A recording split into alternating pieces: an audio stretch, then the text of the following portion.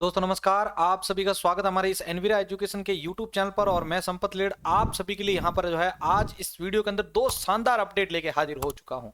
और in update के अंतर्गत हम यहाँ पर जो है आप सभी वैसे सूचना सहायक भर्ती परीक्षा के परिणाम को लेकर भी और फाइनल आंसर की को लेकर भी बहुत ज्यादा वेट कर रहे हैं, तो उसके ऊपर भी हम बात करेंगे।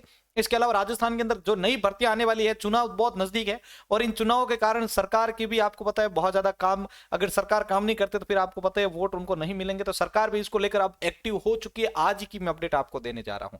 तो मेरा आप सभी से रिक्वेस्ट रहेगा कि आप जो भी नई आगामी वैकेंसीज हैं उनके ऊपर अगर आप जो है नई अपडेट प्राप्त करना चाहते हैं, उनकी तैयारी करना चाहते हैं, जल्दी से इस चैनल को सब्सक्राइब कर दो। और आज लाइक का टारगेट है, इसके ऊपर हम 100 का रख रहे हैं। सबसे पहले हम बात करते हैं सूचना सही के परीक्षा परिणाम को लेकर।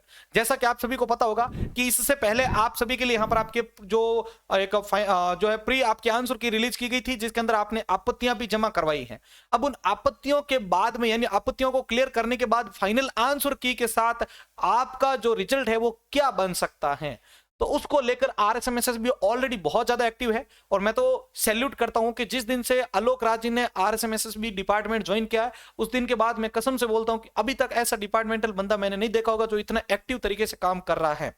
इनका यहां पर ऑफिशियली सामने से अपडेट दे दिया इन्होंने कि आईए का एग्जाम जो है यानी जिसको सूचना सहायक परीक्षा आप दे के आए हैं, तो उसका रिजल्ट को लेकर आप सभी बेसब्री से इंतजार कर रहे हैं। लेकिन अगर आप तक आगे अभी तक उसकी कोई डेट नहीं आ पाई है, तो उसके पीछे इनका कुछ एक माइनर जो है टेक्निकल कारण भी रखे गए हैं। ठीक है, अब वो कारणों के अंदर देखो, जहां तक मुझे एक अपडेट मिली है कि उसके अंतर्गत यहां पर इसके अंतर्गत पोस्टों को भी बढ़ाया जा रहा है। अगर पोस्ट बढ़ती है तो इसके अंदर ज्यादा से ज्यादा युवा कैंडिडेट हैं, उनको यहां पर मौका मिलेगा और कट ऑफ भी जो है वो फिर आपकी कम जाएगी। वैसे अभी मामला ऐसा बना हुआ है कि जिस प्रकार से आपका एग्जाम पेपर कंडक्ट हुआ है उसके हिसाब से कट ऑफ हाई रहने के चांसेस बताए जा रहे हैं। ठीक है, हाई बताए जा रहे हैं भाई। मैं उसके ऊपर आपको इसलिए बता रहा हूं क्योंकि पेपर जो था वो इजी था। पोस्ट ज्यादा हो रही है तो उसकी वजह से देखते हैं अब क्या होता है। ठीक है, पोस्ट अगर ज्यादा बढ़ रही है, अगर ये पोस्ट ज्यादा है इसके अंतर्गत, तो फिर इसके अंतर्गत अगर ये पोस्ट है पूरी की पूरी भरते हैं तो इसमें कट ऑफ को थोड़ा कम भी किया जा सकता है। ठीक है, अब यहां पर आचार संहिताओं को लेकर भी इनके ऊपर ज्यादा प्रेशर है कि आचार संहिता जो लगती है उससे कुछ दिनों पहले ये कर देंगे। लेकिन एक चीज आप मान के चलिएगा कि इसके लिए जो टाइपिंग का टाइम है उसके लिए आपको 1 से 1.5 मंथ यानी मैक्सिमम टाइम आपको इसके अंतर्गत, अगर मैं अंदाजन बताऊं तो 2 महीने तक का टाइम आपको टाइपिंग की तैयारी के लिए मिल जा सकता है। इसके अंतर्गत ध्यान रखिएगा। ठीक है, बाकी वो देखो अब डिपार्टमेंट के ऊपर डिपेंड करता है कि ये यहाँ पर आपके इसको कितना टाइम लेते हैं कितना नहीं लेते हैं। तो यहां पर ये तो पहला कंसेप्ट हो गया आपके इसको लेकर। इसके अलावा अब यहां पर इनके द्वारा एक और आज सुबह ट्वीट किया गया था, जो कि आपके आईटीआई के अंदर इंस्ट्रक्टर की जो जूनियर आईटीआई के अंदर जो कनिष्ठ अनुदेशक की जो भर्ती है उसको लेकर। और उसके आने के बाद मैंने आपको पता कि इससे पहले एक आईटीआई की जो रिप्लाई आई थी उसके हिसाब से बताया था कि इसमें कंप्यूटर इंस्ट्रक्टर की लगभग 255 पोस्टों पर नोटिफिकेशन देखने को मिल सकता है। लेकिन अभी इनके द्वारा कहा गया कि अभी हाल फिलहाल हमको 4 ट्रेड को यानी 4 जो ट्रेड कौन है उन ट्रेड को लेकर अभी इन्होंने वापस बाहर कोई अपडेट दी नहीं है। लेकिन 4 ट्रेड की वैकेंसी अगले 7 दिन के अंदर अंदर रिलीज हो जाएगी।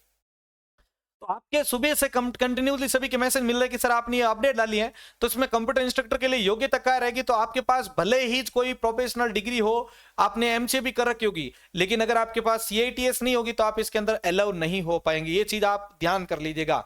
अब आप बोलेंगे सर सीआईटीएस क्या है, तो जिस प्रकार से आप गवर्नमेंट स्कूल के अंतर्गत पढ़ाने के लिए जो टीचर होते हैं तो उसमें टीचर्स के लिए आपको पता है बीएड का प्रावधान होता है, उसी प्रकार से आपको आईटीआई कॉलेजों में अनुदेशक बनने के लिए सीआईटीएस किया हुआ होना आपके लिए जरूरी है।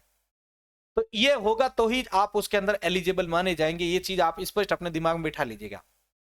अब अगली नई भर्तियों को लेकर बात करते हैं कि मुख्यमंत्री भजनलाल शर्मा की यहां पर जो है मीटिंग ली गई है आज, और इसमें यहां पर अच्छी चीजें यहां पर क्लियर हुई कि मुख्यमंत्री के द्वारा कहा गया कि सभी विभागों से जितने भी रिक्त पद चल रहे हैं उनकी जानकारी लेकर जल्द से जल्द भर्ती प्रक्रिया का कैलेंडर बनाया जाना चाहिए कि भाई ये भर्तियां वैकेंट है और इनके ऊपर हम यहां पर जो है पारदर्शी रूप में बहुत जल्द जो है इनके ऊपर भर्तियों को रिलीज भी करेंगे।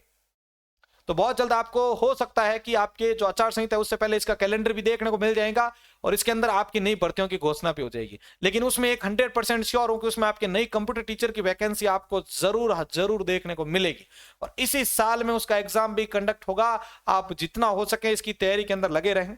बाकी इसके अलावा अगर आपकी कोई भी अपडेट है आप उसको प्राप्त करना चाहते हैं तो जल्द से जल्द आप सभी कमेंट बॉक्स के अंदर बता दीजिएगा। और आपकी कोई भी इश्यू है तो आप नीचे कमेंट बॉक्स में जरूर लिखिएगा। शाम को डेली आपके लिए 4 बजे जो है डेली आपके लिए सिस्टम असिस्टेंट की टेस्ट सीरीज चलाई जा रही है, उसको भी जरूर ज्वाइन कीजिएगा। धन्यवाद।